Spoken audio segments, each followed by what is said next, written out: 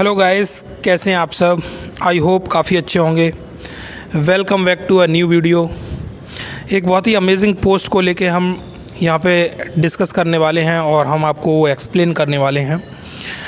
पहले मैं बोलूँगा आगे बढ़ने से पहले कि जो भी लोग इस चैनल पर नए हैं वो इस चैनल को सब्सक्राइब कर लें, क्योंकि बहुत सारे इम्पोर्टेंट अपडेट्स डेली आपको मिलते हैं यहाँ पे, वो आपसे मिस नहीं होंगे। और आने वाले टाइम में तो ऑब्वियसली बहुत सारे अपडेट्स आपको मिलने वाले हैं, तो वो मिस ना हो उसके लिए इस चैनल को पहले सब्सक्राइब अभी कर लें।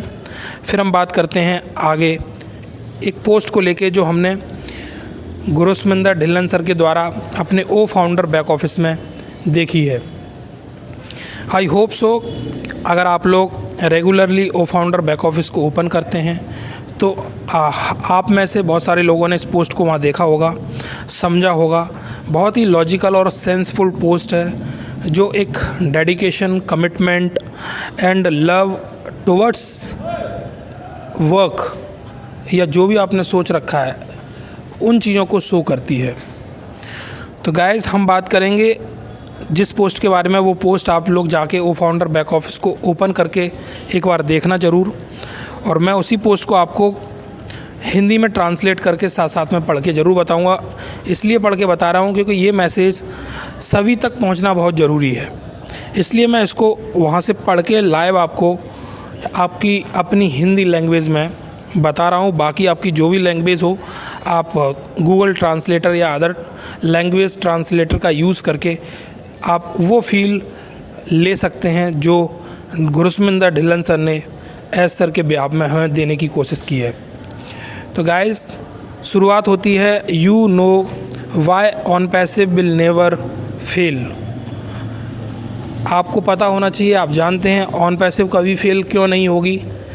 उसका रीज़न उन्होंने वहाँ पे दिया, because mister S believe in himself and his abilities.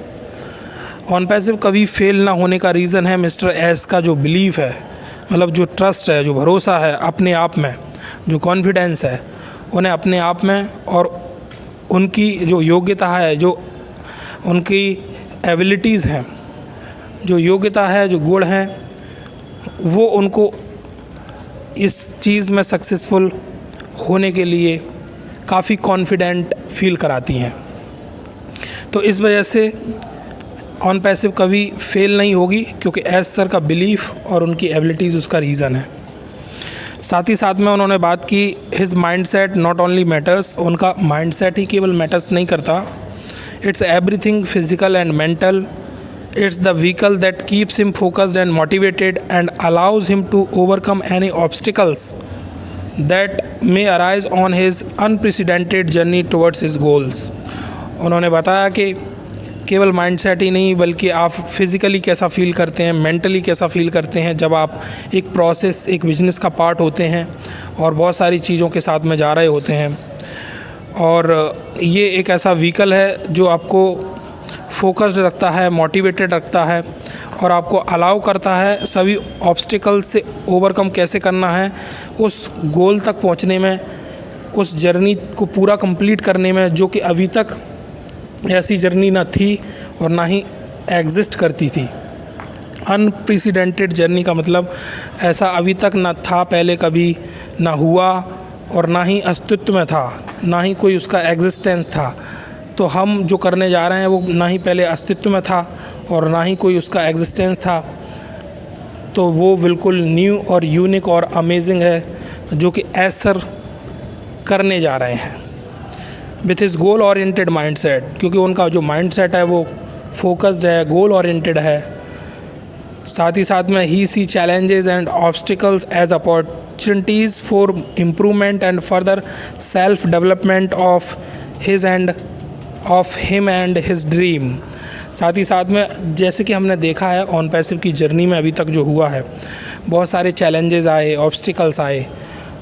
और कोई लीडर होता या और कोई कंपनी का मालिक होता तो मे बी अभी तक कंपनी को शट डाउन कर दिया होता, बंद कर दिया होता, या कुछ ऐसे डिसीजंस ले लिए होते जिससे चीज़ें क्रैश हो जाती और ख़त्म हो जाती। बट एस सर ने हमेशा चैलेंजेस को, ऑब्स्टिकल्स को एक अपॉर्चुनिटी के रूप में लिया और इम्प्रूवमेंट किया, फर्दर सेल्फ डेवलपमेंट के लिए और ड्रीम्स को हम कैसे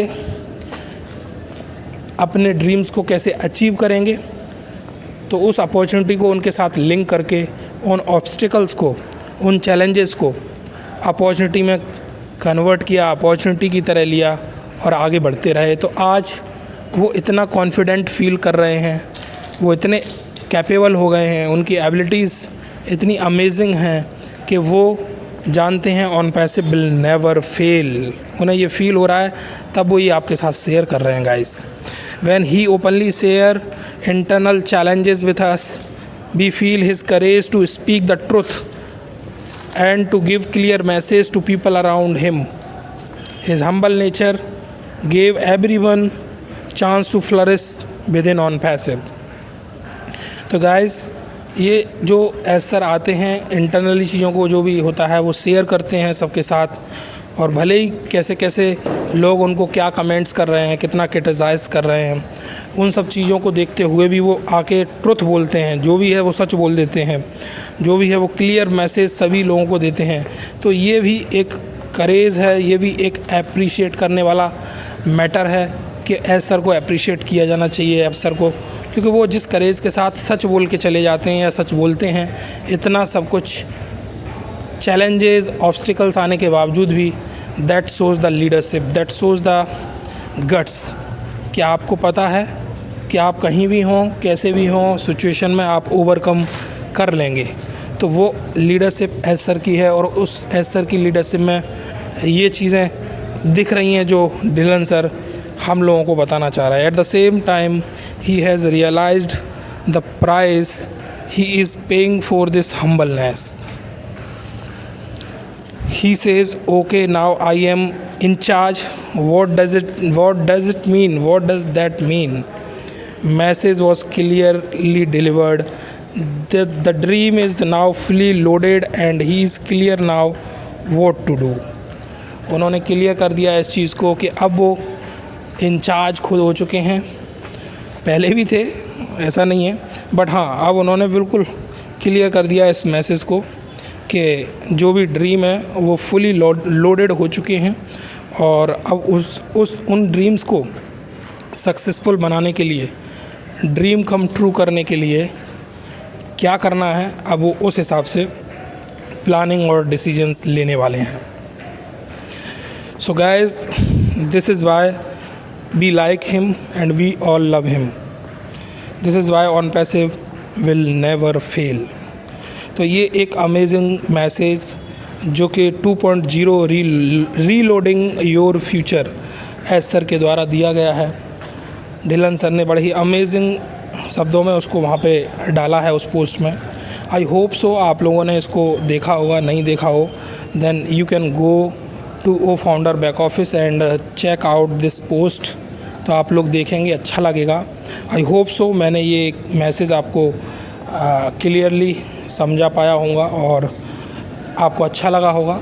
अगर पसंद आया है तो गाइस लाइक करें, सब्सक्राइब करें, शेयर करें, और मैं यही बोलूँगा, on passive will never fail just because of so many reasons, there are so many. इस पोस्ट में ही अगर आप पढ़ेंगे, समझेंगे, और मैंने जैसे समझा है, तो इतने रीजन्स हैं कि जो हमें एक्चुअल में फील कराते हैं कि इस वजह से on passive will never fail, क्योंकि एस सर के अंदर वो लीडरशिप है और उनके अंदर वो प्लानिंग और एग्जीक्यूट करने की क्षमता है। तो जब हमारे साथ ऐसा लीडर खड़ा हुआ है तो हम लोगों को भी ज़रूरत है उनके साथ खड़े होने की, और बाकी सक्सेस कैसे आएगी वो अपने आप चीज़ें हमें देखने को आगे मिलती जाएंगी। तो गाइज़, आई होप सो आपने इस वीडियो को एंजॉय किया होगा।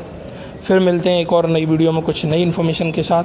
तब तक अपना ध्यान रखें, इस चैनल को सब्सक्राइब करें, कमेंट करें कि आपको इस पोस्ट में और सबसे बेस्ट पार्ट क्या लगा। इसके साथ साथ आप किस जगह से हैं, इस वीडियो को देख रहे हैं, कौन से शहर से हैं, कमेंट में ज़रूर लिखें, जिस भी शहर से हैं आप, जिससे कि मुझे मालूम पड़ेगा कि कहाँ से लोग वीडियोज़ को देख रहे हैं, सुन रहे हैं। फिर मिलते हैं एक और नई वीडियो में। Thank you very much, bye bye guys.